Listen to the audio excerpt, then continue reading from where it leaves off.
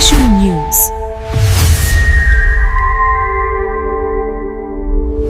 Welcome to Trishul news. ముందుగా bulletin లో headlines చూద్దాం.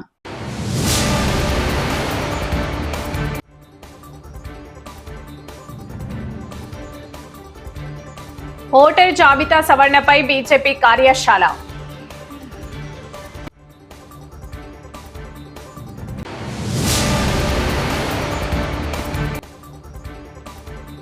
మెడికల్ కాలేజీ విద్యార్థుల హాస్టల్ భవన నిర్మాణ పనులను పరిశీలించిన ఎమ్మెల్యే జిఎస్ఆర్.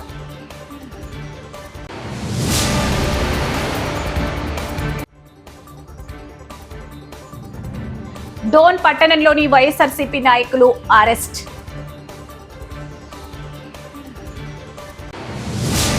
హడావిడిగా ఆసుపత్రి ప్రారంభం, తెరుచుకొని హాస్పిటల్.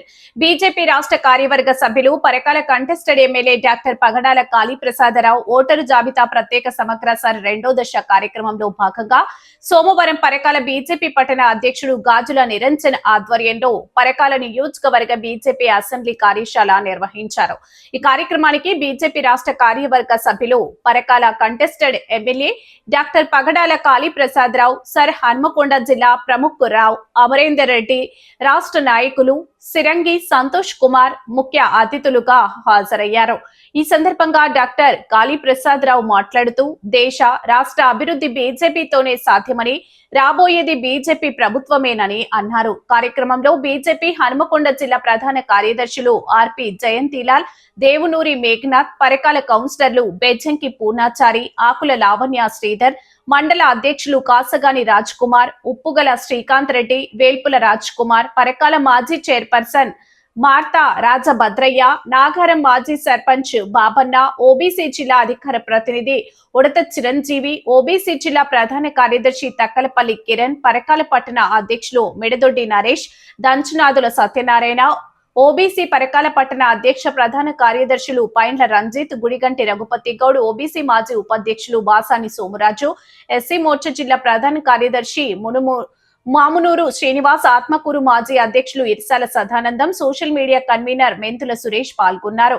బీజేపీ మండల ప్రధాన కార్యదర్శులు దంచనాదుల కిరణ్, భయపడి రవ్వ శివప్రసాద్, సూర్య చందర్, గొండు ముఖేష్, గొండబోయిన నరసయ్య, జంగిరి రాజేందర్రావు తదితర నాయకులు కార్యకర్తలు పాల్గొన్నారు.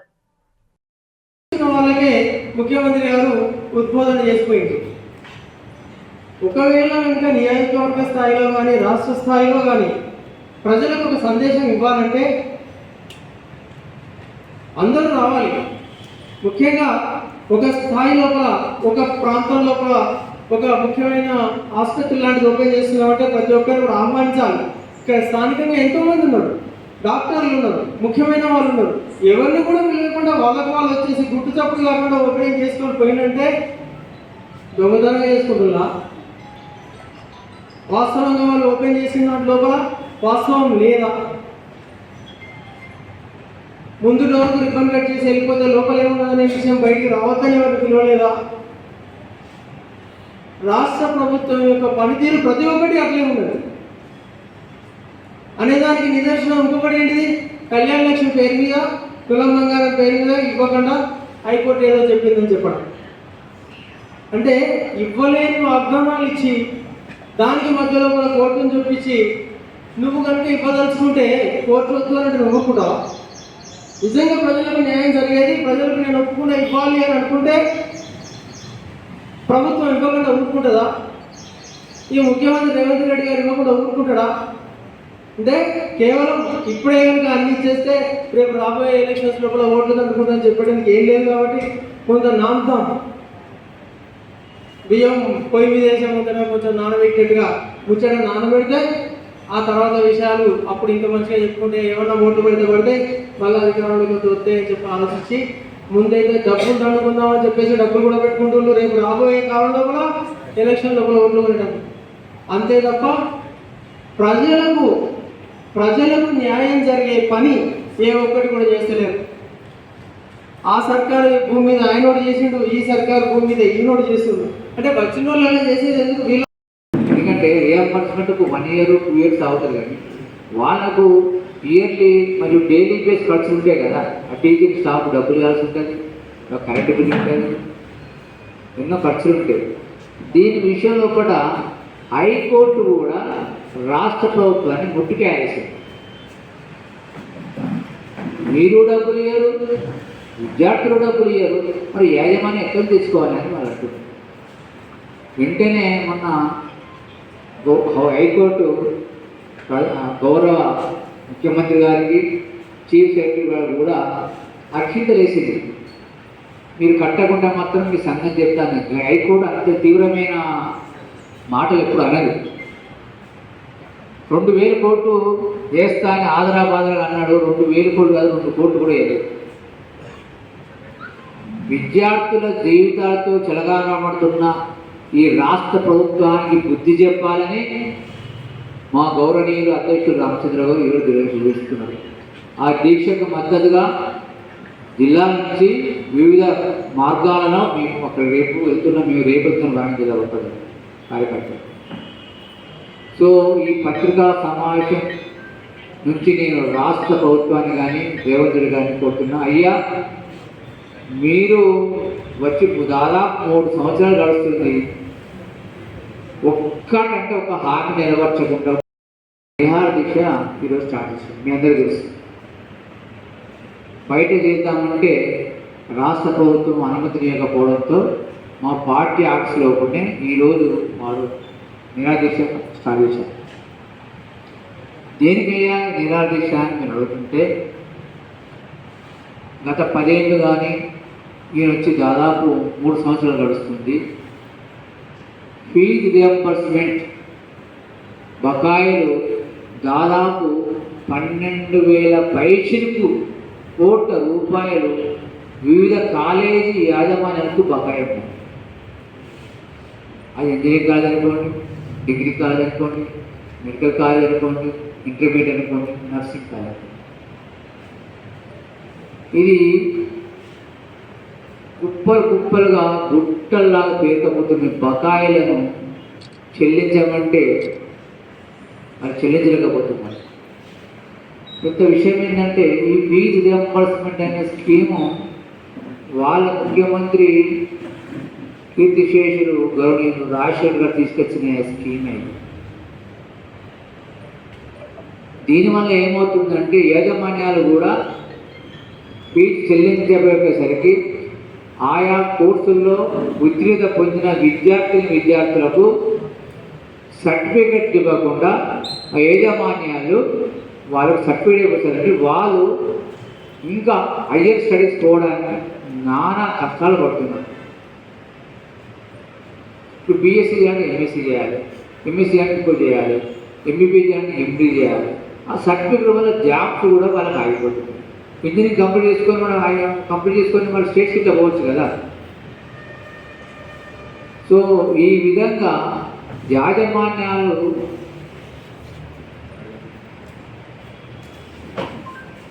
డోన్ పట్టణంలోని వైఎస్ఆర్సీపీ నాయకులు అరెస్ట్.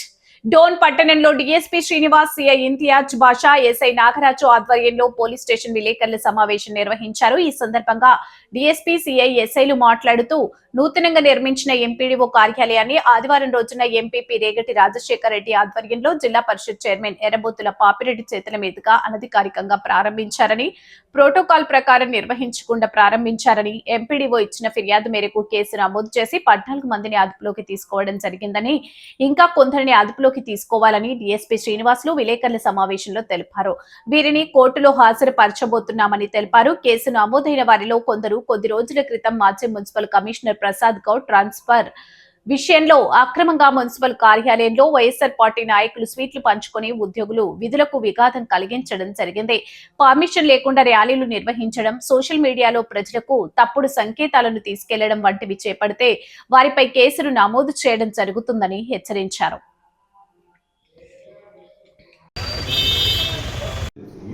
పోలీసులు కూడా తెలియదు, అంత అవసరం లేదు. రహస్యంగా పోయి ఎండిఓ ఆఫీసు గోప్యంగా ఓపెన్ చేయడం వలన అది ఎవరికి మంచిది కాదు, వాళ్ళకి మరీ మంచిది. సో దీనిపైన కేసు రిజిస్టర్ చేయడం జరిగింది. 14 మందిని ఇప్పుడు రిమాండ్ పంపిస్తున్నాం జిహెచ్ఎం కోర్టుకి, నానకొండ జిహెచ్ఎం కోర్టుకి. ఎందుకంటే ఇది ప్రోటోకాల్ ప్రకారం జరగాల్సింది. గౌరవ డిప్యూటీ సీఎం పవన్ కళ్యాణ్ గారు, అదేవిధంగా ఇన్ఛార్జ్ మినిస్టర్ పైవల కేశవ్ గారు, వి జనార్దన్ రెడ్డి సార్ వీళ్ళంతా వచ్చి మినిస్టర్స్ కానీ గౌరవ ఎమ్మెల్యే గారు కోట్ల సూర్యప్రకాష్ రెడ్డి గారు వీళ్ళంతా వచ్చి చేయాల్సిన కార్యక్రమం ఇది. ఏదైనా సరే ఒక కార్యక్రమం నియోజకవర్గంలో అధికారికంగా జరగాలంటే ఎమ్మెల్యే గారి ద్వారా అందరికీ ఇన్విటేషన్స్ వెళ్తాయి, ఎమ్మెల్యే గారు చెప్తారు, అందరూ పాల్గొంటారు, మినిస్టర్స్, డిప్యూటీ సీఎం అంతా వస్తారు, వచ్చి చేస్తారు. అలా కాకుండా అనధికారికంగా దీన్ని ఓపెన్ చేయాలని ప్రయత్నించి ఓపెన్ చేయడము అది చెల్లదు. ఎందుకంటే ఈ రోజు నుంచే ఎక్కడ కూడా వాళ్ళు ఓపెన్ చేశామని అనుకుంటున్నటువంటి ఎండిఎఫ్స్ రన్నింగ్లో లేదు, ఉండదు కూడా. ఎందుకంటే అధికారికం కాదు కాబట్టి ఇది చట్టవిరుద్ధం, దీనిపైన కేసు రిజిస్టర్ చేయడం జరిగింది. అదేవిధంగా మళ్ళీ చెప్తున్నా, రాబోయే రోజుల్లో కూడా ఏదైనా అనధికార కార్యక్రమం చేపట్టినా, ఒక ర్యాలీ చేపట్టాలన్నా, లేదంటే ఏదైనా సరే అది పోలీసు పర్మిషన్ ఉండాలా. 30 పోలీస్ యాక్ట్ అమల్లో ఉంది. దీన్ని ఎవరైనా సరే దాటితే చట్ట ప్రకారం కఠినంగా శిక్షిస్తాము, దాంట్లో అయితే అనుమానం లేదు. మేమంతా కమిటెడ్ ఉన్నాం, డోన్ సబ్ డివిజన్ పోలీస్ అంతా. దయచేసి మాకు అందరూ కోఆపరేట్ చేయండి, అన్ని పార్టీలు కోఆపరేట్ చేయండి, ఏదంటే మాతో మాట్లాడండి, సహకారం తీసుకోండి. శాంతి భద్రతలకి విఘాతం కలుపుకోకుండా, కామన్ మ్యాన్కి విఘాతం కలుపుకోకుండా అన్ని కుటుంబాలు ప్రశాంతంగా ఉండాలి. ప్రశాంత వాతావరణం ఉంది, దాన్ని ఎవరు కూడా భంగం కలిగించవద్దు. అందులో భాగంగానే చాలా వరకు మేము మార్పులు తీసుకొని వచ్చి కమాండ్ కంట్రోల్ రూమ్ దగ్గర నుంచి ఎమ్మెల్యే గారితో కమాండ్ కంట్రోల్ రూమ్ అయితే ట్రాఫిక్ ఇవన్నీ చేపడుతుంది. ఎందుకంటే కామన్ మ్యాన్ బాగుండాలని, కామన్ మ్యాన్ ఇబ్బంది పడే పరిస్థితి వచ్చినప్పుడు పోలీసు చూస్తూ ఊరుకోదు, ఉపేక్షించదు కూడా. ఖచ్చితంగా చట్ట ప్రకారం కఠినమైన చర్యలు ఉంటాయి, దీంట్లో ఎటువంటి అనుమానం లేదు. డోన్ సబ్ డివిజన్ పోలీస్ దానికి కమిటెడ్ ఉంది. Thank you. కాదు, ఒక నియోజకవర్గానికి ఎమ్మెల్యే గారు ఉంటారు, వారు ఇన్విటేషన్ పంపిస్తారు, వారి ద్వారానే కార్యక్రమాలు జరుగుతాయి. వారికి తెలియకోకుండా, పోలీసులు తెలియకోకుండా, ఈవెన్ ఎండిఓ గారికి కూడా తెలియకుండా చేయడం అనేది అది అసాంఘికం. ఇంకా కొంతమంది ఉన్నారు అరెస్ట్ కావాల్సిన వాళ్ళు, అది ఫర్దర్ కోర్స్ ఆఫ్ ఇన్వెస్టిగేషన్లో తెలుస్తుంది. దాని తలాలు కూడా ఇంకా నుంచి ఎండిఓ గారి దగ్గర ఉంటాయి. పోలీసు వారు కూడా అక్కడ రెగ్యులర్గా బిల్ సర్టిఫికేట్ వేయడం జరుగుతుంది. అది ఎటువంటి అసాంఘిక కార్యక్రమాలు చేసినప్పుడు, ఎందుకంటే ఇది నెలలో 2వ కేసు. నిన్న అనధికారికంగా తాళాలు కంప్లైంట్ అవును, ఎండిఓ గారు దాని మీద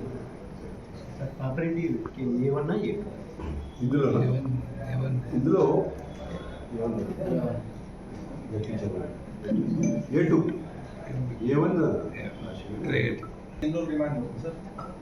కోర్టు ఇప్పుడు 14 రోజులు రిమాండ్ ఇవ్వని మేము కోర్టుకి రిక్వెస్ట్ చేస్తాం. వైరల్ చేస్తున్నాం, ఫలానా వల్ల ర్యాలీ ఉంటుందన్న, ఫలానా వాళ్ళది ఇది పరామర్శం ఉంటుందన్న, ఇదంతా అబద్ధం, నమ్మద్దు ఉండదు కూడా. ఎందుకంటే మా ఈగలై ఖచ్చితంగా డోన్ పైన ఉంది. అందులో భాగంగానే మనం కమాండ్ కంట్రోల్ రూమ్ ఓపెన్ చేస్తాం. ఏ ఒక్క చిన్న కదలిక జరిగినా కానీ డోన్లో మా కమాండ్ కంట్రోల్ రూమ్ నుంచి కనపడుతుంది. ఒక ప్రొఫెషన్ స్టార్ట్ అయినా కూడా కమాండ్ కంట్రోల్ రూమ్ కనపడుతుంది. కాబట్టి అంత ఈజీగా ఉండదు, ఎవరిని అలో చేయము, దానికి సంబంధించి ఎటువంటి పర్మిషన్స్ కూడా లేవు. కాబట్టి అనధికారికంగా ఇది ఓపెన్ చేస్తున్నామనే పేరుతో అక్కడ గుమిగూడము, లోపలికి వెళ్ళడము, ఇది పూజలు చేయడము శాంతి భద్రతలకు భంగం కలిగించే పరిస్థితి. ఎందుకంటే ఇక్కడ పార్టీలు ఉన్నాయి, గ్రూప్స్ ఉన్నాయి, వీళ్ళ మధ్య అనవసరమైన వైషమ్యం ఉంది. దీనికి సంబంధించి నేను ఒక కేసు కట్టడం జరిగింది. అన్లాఫుల్ అసెంబ్లీ, మిస్చీఫ్, కాన్స్పిరసీ, ఈ సెక్షన్స్ అన్ని కలిపి ఒక కేసు కట్టడం జరిగింది. ఇందులో భాగంగానే ఈరోజు ఉదయం 14 మందిని అరెస్ట్ చేయడం జరిగింది. 14 మందిని ఇప్పుడు రిమాండ్కు జేఎఫ్ఎన్ కోర్టు డోన్కి పంపిస్తున్నాము. ఇంకా ముందు జరగబోయే రోజుల్లో కూడా పోలీసు వారు చెప్పేది ఏమంటే, పొరపాటును కూడా సాంఘిక కార్యకలాపాలకు పాల్పడవద్దు, అనధికారిక కార్యక్రమాలకు పాల్పడవద్దు. అంతేకాకుండా ఏదైనా మీకు సమస్య ఉంటే మాతో మాట్లాడండి, దాని నుంచి పరిష్కారం వచ్చేదాన్ని మేము కూడా ప్రయత్నిస్తాం. కానీ సొంతంగా డెసిషన్స్ తీసుకొని లాండ్ ఆర్డర్ ప్రాబ్లం క్రియేట్ చేయాలంటే మాత్రం డోన్ పోలీసు చూస్తూ ఊరుకోదు. ఖచ్చితంగా చట్ట ప్రకారం కఠినమైన చర్యలు తీసుకోవడం జరుగుతుంది. అదేవిధంగా సోషల్ మీడియాలో కొన్ని వస్తున్నాయి, అనవసరమైన వైరల్ అవుతున్నాయి. దయచేసి వాటిని ఎవరు నమ్మద్దు. మా top priority common man safety, దానికోసం పోలీసు ఉంది, చేస్తాము కూడా, దానికి మేము కట్టుబడి ఉన్నాం. Thank you. భూపాల్పల్లి నియోజకవర్గంలోని గణపురం మండలంలోని చెల్పూరు శివారులో ఉన్న మెడికల్ కాలేజీ విద్యార్థుల కొరకు నూతనంగా నిర్మిస్తున్న హాస్టల్ భవన నిర్మాణ పనులను భూపాల్పల్లి శాసనసభ్యులు శ్రీ గండ్ర సత్యనారాయణరావు జిఎస్ఆర్ పరిశీలించారు.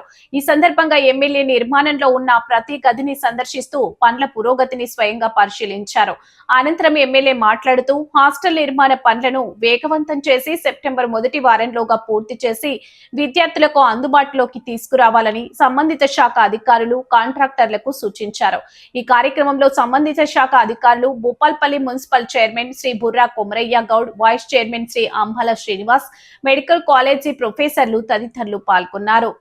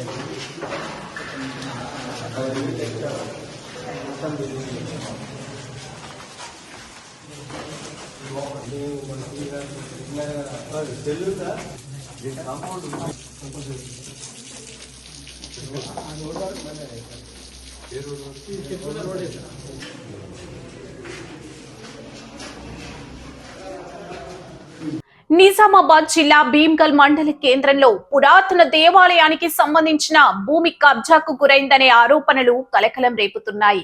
నందిగల్లి ప్రాంతంలోని బస్ డిపో వెనుక ఉన్న భూమిపై వివాదం తెరపైకి వచ్చింది. సర్వే నెంబర్ 675లోని సుమారు 6.8 ఎకరాల భూమి గతంలో దేవాలయానికి సంబంధించిందిగా ఉందని స్థానికులు, ఆలయ కమిటీ సభ్యులు చెబుతున్నారు.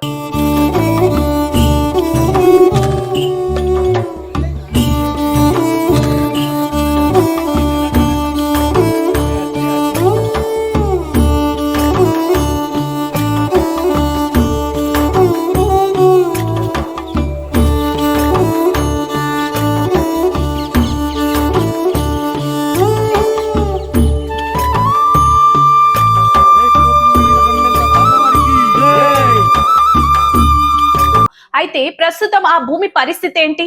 భూమి రికార్డులో మార్పులు జరిగాయా? అసలు భూమిపై ఎవరైనా ఆక్రమణ చేశారా అనే అనుమానాలు వ్యక్తమవుతున్నాయి. ఈ వ్యవహారంపై పాత రెవెన్యూ రికార్డులను, ప్రస్తుత రికార్డులను పరిశీలించి వాస్తవాలను వెలుగులోకి తీసుకురావాలని అధికారులకు ఫిర్యాదు చేశారు. దీంతో భూమి రికార్డులు, భౌతిక పరిస్థితిపై అధికారులు విచారణ కీలకంగా మారింది. భీమ్గల్ మండల కేంద్రంలోని పురాతన దేవాలయ భూమిపై వివాదం మరింత ఆసక్తికరంగా రేపుతుంది.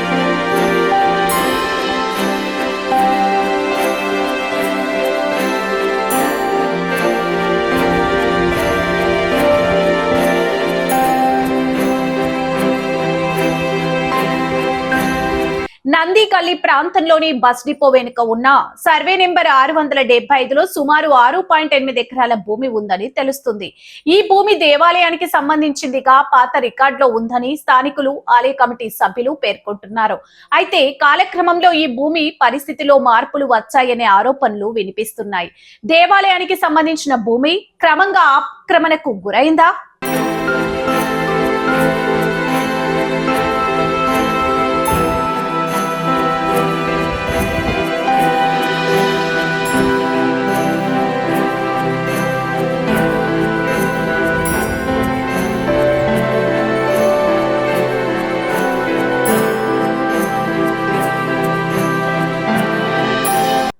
అక్రమంగా నిర్మాణాలు లేదా ఇతర కార్యకలాపాలు చేపట్టారా? రెవెన్యూ రికార్డులో భూమి వివరాలను మార్చారా అనే ప్రశ్నలు ఇప్పుడు తెరపైకి వచ్చాయి. ముఖ్యంగా 6.8 ఎకరాల విలువైన భూమి విషయంలో పూర్తి స్థాయి విచారణ జరపాలని ఫిర్యాదుదారులు అధికారులను కోరుతున్నారు. పాత రికార్డులో భూమి ఏ హోదాలో ఉందో, ప్రస్తుతం రికార్డులో ఏ విధంగా నమోదైందో అధికారులు పరిశీలించాల్సి ఉంది.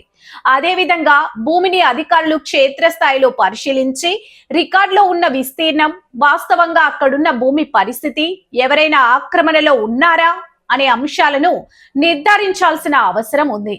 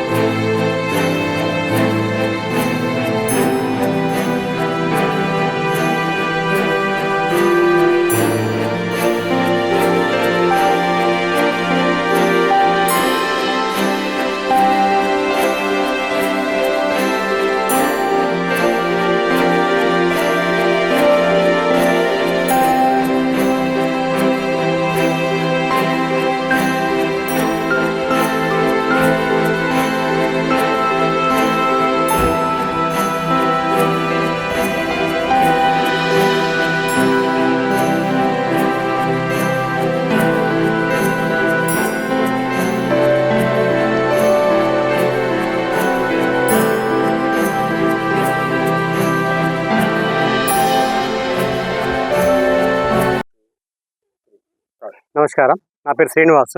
మేము వడ్లల్లో. మాకు ఇక్కడ 6 గుంటల 8 ఇసాలు భూమి ఉన్నది, బ్రహ్మం గారిది. మేము చిన్నప్పటి నుంచి మా తాతలు మా తండ్రుల నుంచి ఈ భూమిని మేము కాపాడుకుంటూ వచ్చినాము. ఈ మధ్యనే జరిగిన లొల్లిల వలన భూమి మొత్తం మేము కోల్పోయినాము. ఇప్పుడు ఎంత ఉందంటే 1 ఎకరం కూడా ఉందో లేదో తెలియదు. మరి మేము ఎంఆర్ఓ గారికి మరియు పై అధికారులకు ఫిర్యాదు చేసినాము, మా భూమి మాకు కావాలి అని. మళ్ళీ లిస్ట్లో నుంచి కూడా మా భూమి లేకుండా తీసేసిండ్రు.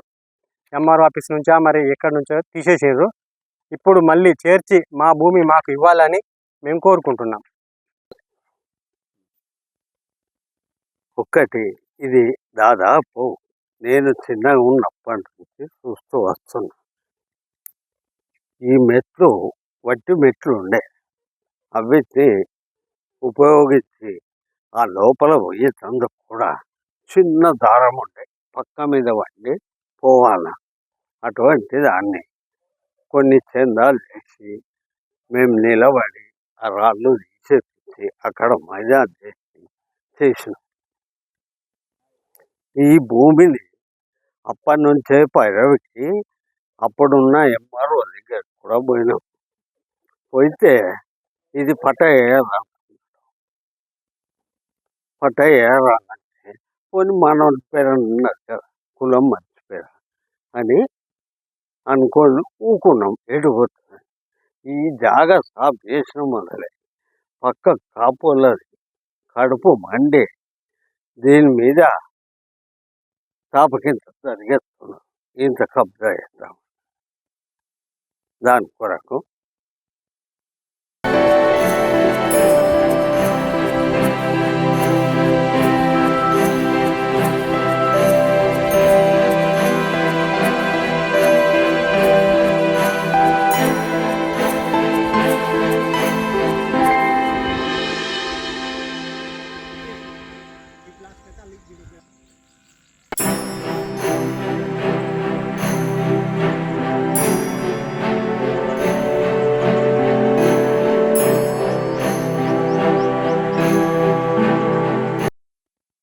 మీడియా మిత్రులకు మరొకసారి నమస్కారం అండి.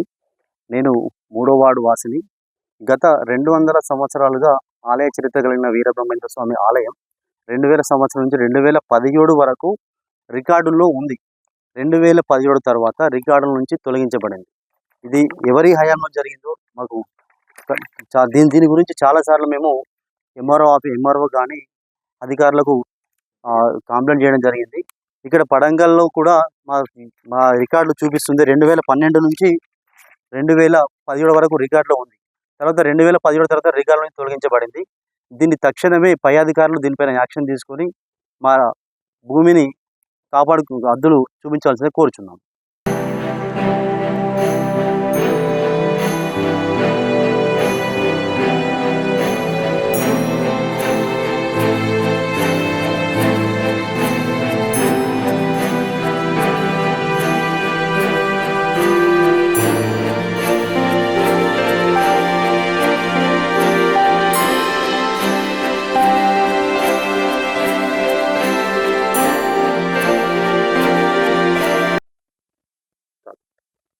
అందరికీ నమస్కారం. యావత్ భీంగల్ ప్రజానీకానికి అందరికీ సుపరిచితమైన శ్రీ పోతులూరి వీరబ్రహ్మేంద్ర గారి ఆలయం నందిగల్లి బస్ డిపో వెనుకలో ఉందని ప్రతి ఒక్కరికి తెలుసు.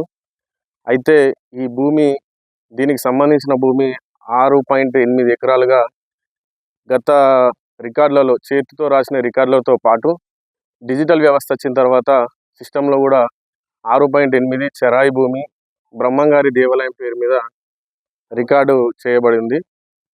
అయితే 2017 తర్వాత ఎలా తొలగించారో తెలియదు కానీ 2017 నుంచి సిస్టంలో చూపించడం లేదు.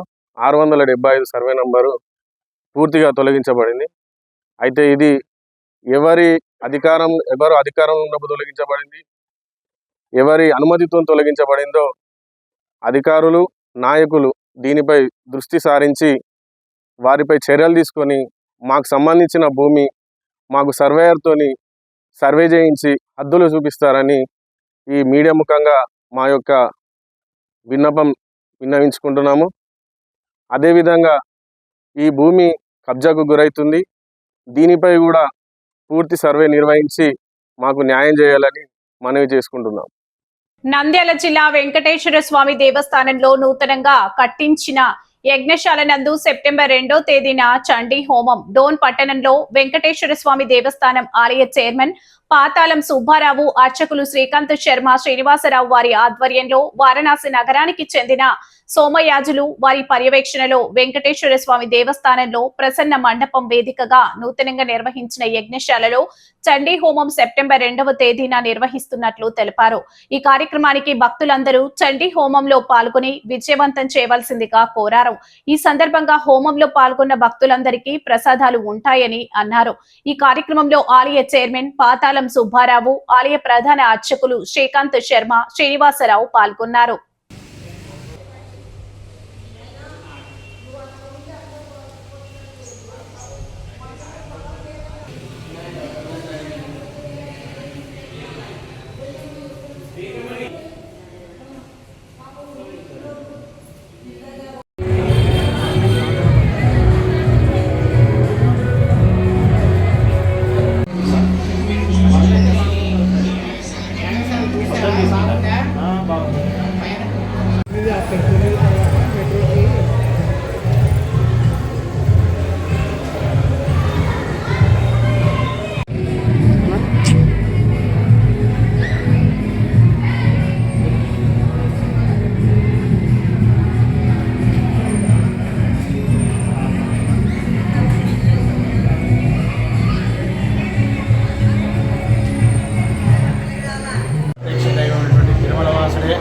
ద్రోణాచల వెంకటేశ్వర స్వామి సన్నిధిలో ఈ యొక్క నూతన యాగశాల నిర్మాణం జరగడం జరిగింది.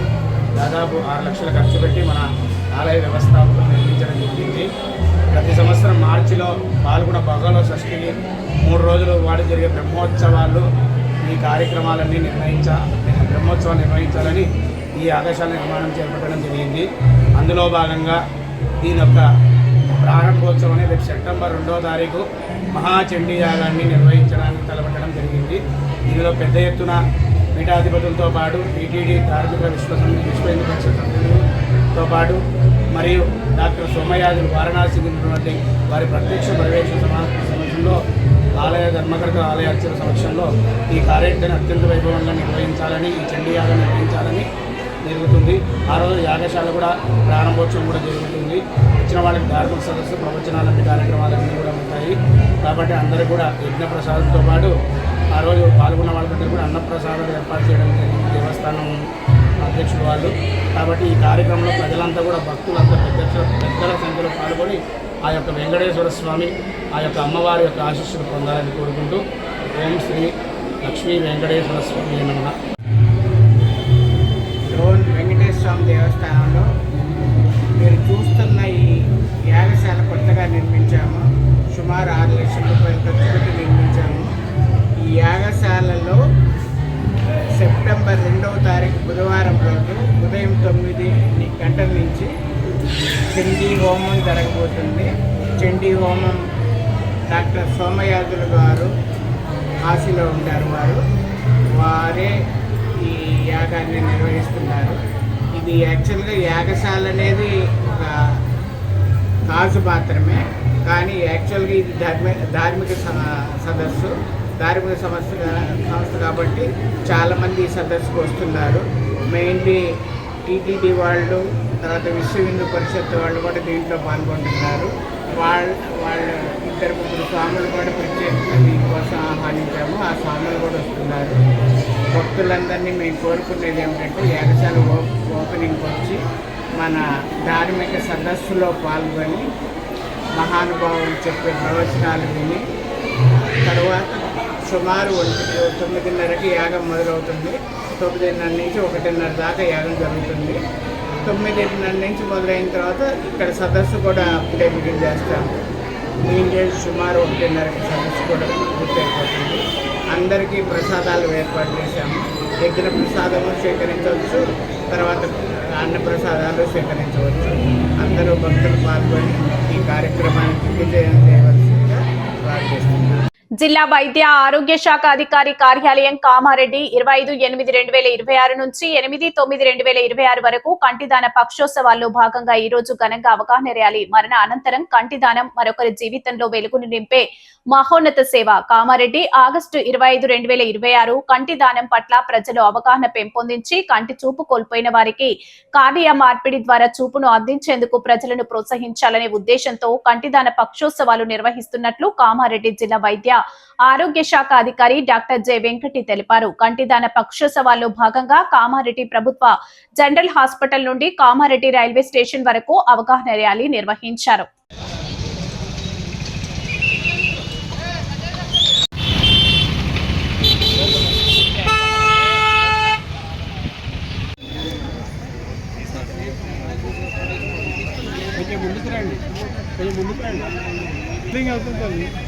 గట్టి పట్టుకోండి, హోల్డింగ్ అవుతుంది.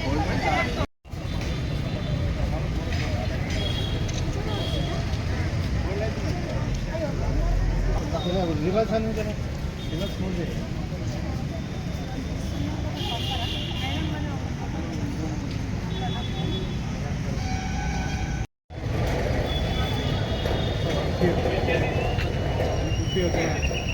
చేతి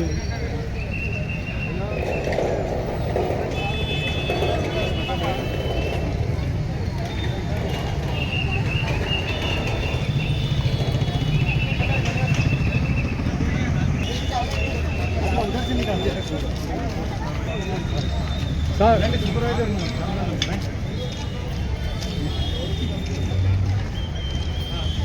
అది ఇష్టం. వంకర కాకుండా పట్టుకో, వంకర పైకి లేపండి, పైకి లేపండి.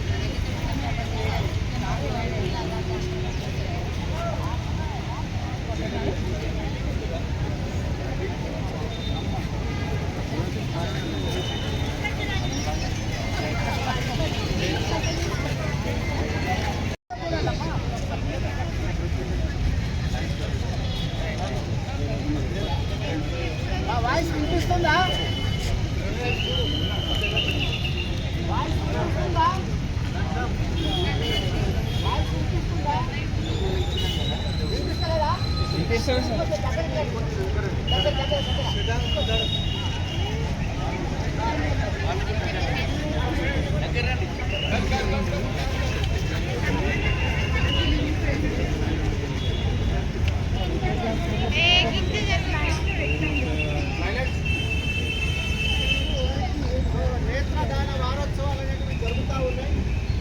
అందులో భాగంగా కామారెడ్డి జిల్లాలో ఈరోజు ర్యాలీ మీటింగ్స్ ఆర్గనైజ్ చేస్తూ ఉన్నాము. దాదాపుగా 15 రోజుల పాటు ఈ కార్యక్రమాలు ఇన్స్టిట్యూట్స్లలో, ప్రైమరీ హెల్త్ సెంటర్స్లలో, అలాగే మెడికల్ కాలేజీలలో, పీజీహెచ్ హాస్పిటల్లో, సిటీ హాస్పిటల్ అన్నింటిలో కూడా ఈ ప్రోగ్రామ్స్ అనేవి చేస్తూ ఉన్నాం. దీంట్లో భాగంగా మొదటి రోజు మనం ఇప్పుడు మానవాహారాన్ని తయారు చేశాం. దీనిపైన మొదటగా మనం ఒక ప్రతిజ్ఞ చేద్దాం. ఎందుకంటే నేత్రదానం చేయండి అనేది నేత్రదానం అనేది ఇప్పుడు మీరు బతికుండగా ఎవరు చేయమని అనడం లేదు. మనం చనిపోతున్నప్పుడు ఎర్లీగా ఉన్నప్పుడు మన కంటిలో ఉన్నటువంటి కార్నియా తీసుకుంటారు. ఆ కార్నియా తీసుకోవడం ద్వారా చాలామంది ఏదైతే బ్లైండ్ అవుతున్నారో వాళ్ళకు మనం ఒక చూపు ఇచ్చిన వాళ్ళం అవుతాం. కాబట్టి మన కామారెడ్డి జిల్లా లోపల ఎక్కువ మంది మానవతావాదులు ఉన్నారని తెలియజెప్పడానికి మీరందరి నుంచి మనందరి నుంచి ఈ ప్రోగ్రాంను మనం చేపడుతున్నాం. ఎక్కువగా మన కామారెడ్డి జిల్లా వాసులు మేము ఐ డొనేషన్ చేస్తాం అనే ఒక ప్రతిజ్ఞ కూడా మనం చేద్దాం. దాదాపుగా ఒక సెకండ్కి ఒక శిశువు పుడతా ఉన్నాడు, అలాగే ఒక నిమిషానికి ఒక కంటి చూపిపోతూ ఉంటుంది. సో అందరికీ మనం కంటి చూపిద్దాం. కాబట్టి ఏదైతే మన బాడీలో పోషకాహార లోపాల వల్ల కావచ్చు, గాయాల వల్ల కావచ్చు, లేదు జెనెటికల్ ఇష్యూస్ వల్ల కావచ్చు, అంటువ్యాధి వల్ల కావచ్చు, వస్తున్నటువంటి బ్లైండ్నెస్ను మనం పోగొట్టి మరి కామారెడ్డి జిల్లాను బ్లైండ్ పీపుల్ లేకుండా మనం చేయాలనే సంకల్పంతో ఈరోజు ఒక జిల్లా మీ దగ్గర మధ్యలో కొందరికి ఈ ప్రతిజ్ఞ పేపర్స్ ఇచ్చాం. నేను చదివేటప్పుడు కొంత మధ్యలో నేను గట్టిగా చదవాలి. ప్రతిజ్ఞ చేతులు రైట్ హ్యాండ్ ముందు చాపి నేత్రదాన ప్రతిజ్ఞ. నా ప్రజల పట్ల ఎనలేని ప్రేమ ఉంది. నా దేశ ప్రజలందరూ ఆనందం సంతోషాలతో జీవించాలని నేను కోరుకుంటున్నాను. వారు ఆరోగ్యంగా ఉండాలని నేను ఆశిస్తున్నాను. వల్ల లక్షలాది మంది ప్రజలు తమ దృష్టిని కోల్పోతున్నారు. వారు అందమైన ప్రకృతి, మంచి భవిష్యత్తును చూసే అవకాశాన్ని కోల్పోతున్నారు. అటువంటి వారికి నేత్రదానం ద్వారా స్పష్టమైన దృష్టిని ప్రసాదించవచ్చు.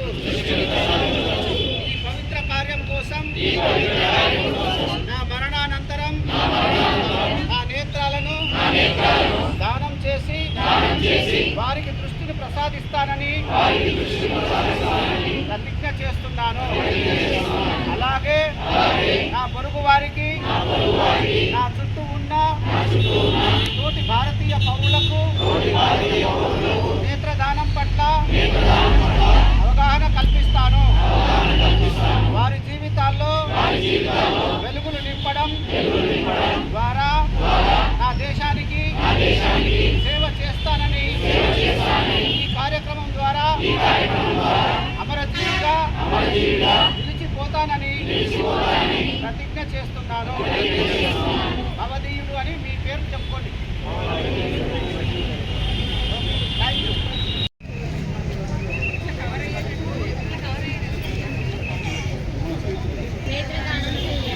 ఇద్దరి జీవితాలలో వెలుగు నింపండి. నేత్రదానం చేయండి.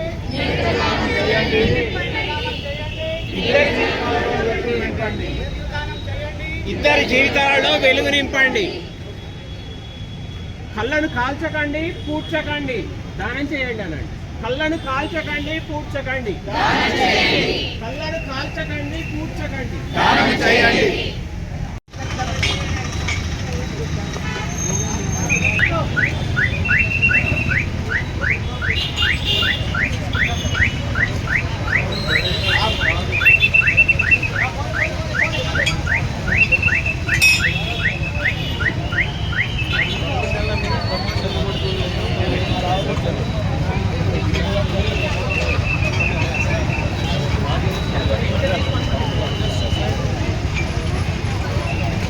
కొంచెం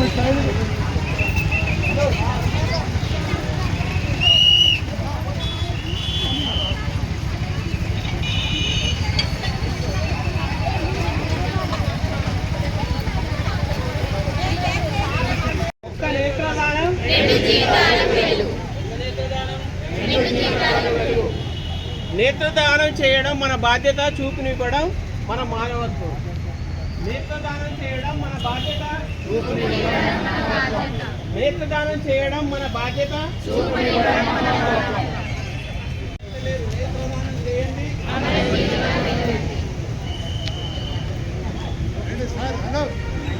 ఒక నేత్రదానం కాదు, ఒకరి